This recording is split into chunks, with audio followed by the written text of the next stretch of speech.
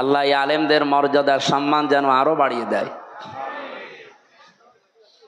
আমি শুধুমাত্র আলেমদের কথা কেন বললাম, এ পৃথিবীতে যত বান্দা বান্দি আল্লাহ বানিয়েছেন সবচাইতে বেশি ভয় তাকে করে আলেমরা।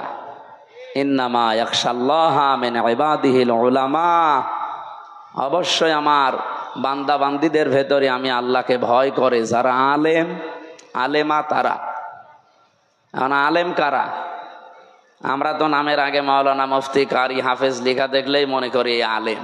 না, আলেম আল্লাহর দৃষ্টিতে ওইটা যাকে আল্লাহ যতটুকু জ্ঞান দিয়েছে যোগ্যতা দিয়েছে ওই অনুযায়ী যে কাজ করে।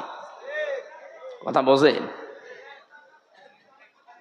আল্লাহ রাব্বুল আলামিন বলেন, অমান আযলামু মিম্মান কাতামা শাহাদাতান ইনদাহু মিনাল্লাহ আমাল্লাহু বিগাফিলিন আম্মা তা'মালুন। সূরা বাকারার 140 নম্বর আয়াতের শেষের দিকে আছে, আমরা যাদেরকে আলেম মনে করি, বিশাল জব্বা গায়ে আছে, লম্বা চওড়া, বড় বড় দাড়ি, হাতে তসবিহ, দুনিয়ার কোনো খেয়াল নেই।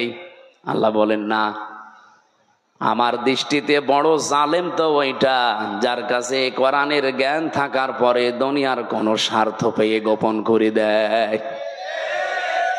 এরকম আলেম এ দেশে 54 বছরে ছিল না?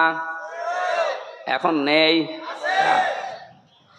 আগে আরো বেশি ছিল, এখন একটু কমেছে, তারপরও কম না, এখনো অনেকে আছে।